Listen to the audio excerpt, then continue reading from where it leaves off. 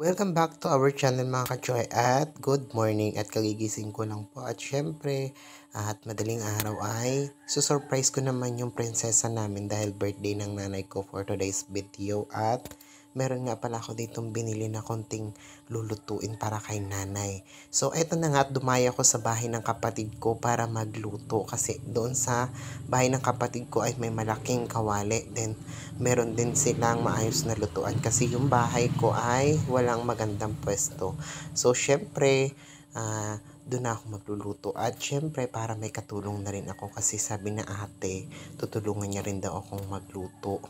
Ayan. So, eto na nga at inuna ko muna iginisa yung sarili ko bago ang iba. Char! Ginisa ko muna dito yung sibuyas at bawang syempre. Ayan. Nilagay ko sa kulong-kulong mantika. Ayan. Ganyan lang po ang pagluluto ng pansit. Ayan. Pansit bihon po ang lulutuin natin na may pansit pa to. At ito na after 100 years, nung brownish na yung ating mga ricados. At inilagay natin ang sunod na appliances. Ang appliances naman natin dito ay kinunot na dragon. Char! Hindi ito kinunot na dragon mga mare. So ito po mga kachoy ay kinunot na manok. Ayan, kinunot na manok yan. Hindi ko alam kung ba't nagbe-blur kanina yung camera ko. So ayan po at halo-haloin lang natin at intayin lang natin na mag-brownish yung ating kinunot na dragon. Ayan, so ayan po ang kinunot na manok natin. Ayan po, perfect po yan sa ating pansit. Ayan, masarap din po sana kung may shrimp tayo or hipon. Char! Shrimp or hipon. Opo, maganda rin po nalahukan natin to sana ng hipon dahil nga budget meal tayo. Ang ilalagay na lang natin dito ay yung ating kikiyam. So, ayan, naglagay na rin ako ng mga kikiyam. Yung kikiyam, hinati-hati ko na lang para dumami. Kasi nga, budget meal lang tayo. So, ayun.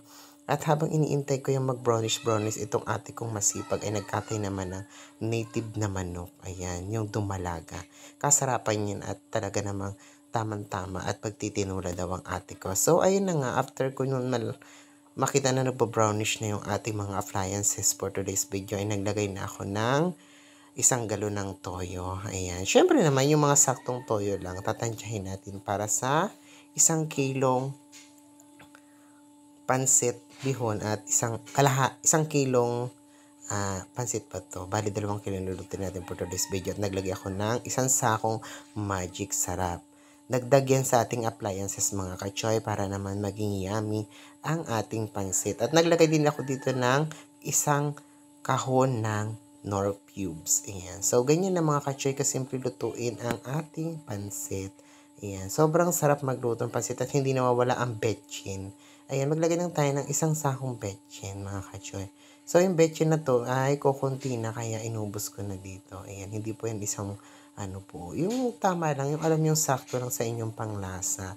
Ayan, at halu-haluin lang natin at hintayin lang natin kumapit yung toyo sa ating mga appliances, kagaya ng mga kinunot na karning manok. Yan, ganyan lang. At dahil napaka-special ng ating mother, talaga namang ipinagluto ko siya ng madaling araw pa lang ay nag-prepare na ako ng pansit para sa kanya kasi nga ayan, naglagay din tayo dito ng isang sakong paminta. Ayan, yung durog na paminta, nilagyan ko na rin siya isang sako. Ayan, ganyan lang po at gatong-gatungan lang natin yan mga kachoy at nag-additional pa rin po ako dito ng asin. Ayan, kahit po may toyo na, huwag niyo pong ipapawala ang asin kasi po iba pong tumalab ang alat kaysa sa toyo. At mas perfect po siya at mas malinamnam kapag may kunting salt. Wow, salt.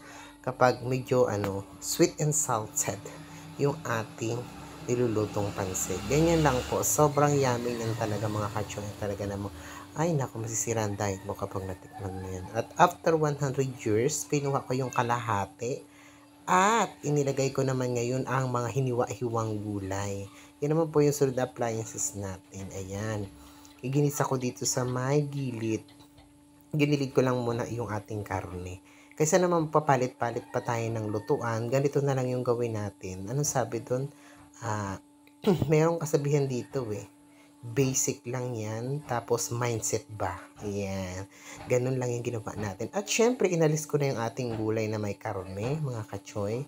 So, eto naman at gagawin natin ay maglagay tayo ng isang timba from Pasig River. Ayan, mineral water from Pasig River. Ayan po. Maglagay lang po tayo dyan ng tubig din. Ito na nga pala yung tinadtad ni ate. Ayan, busy-busy siya nagtatadtad ng pantinola. At after kumulo niyan, pwede na nating ilagay yung ating pansit bihon. So, ayan mga kachoy, at kulong-kulo na yung ating water for today's video. At talaga namang, ganito po yung proseso natin. Huwag po natin babaliin ang pansit kapag ihanda natin sa birthday. Para daw po, long-lasting birthday and long life for more. Ganyan daw po yung kasabihan. Huwag daw po natin babaliin ang ating bihon kapag magluluto tayo ng pang-birthday. Yeah. So, kalahating kilo yung ating bihon for today's video at 1 kilo po pala yung ating pansit bato. Sorry naman, akala ko po kasi 1 kilo yun, pero sabi pala ng ate, kalahating kilo lang daw pala yung isang balot ng EQ bihon. So, ito talaga ang totoong 1 kilo, yung ating pansit bato. Dito sa probinsya ng Quezon ay hindi nawawala lagi ang pansit bato.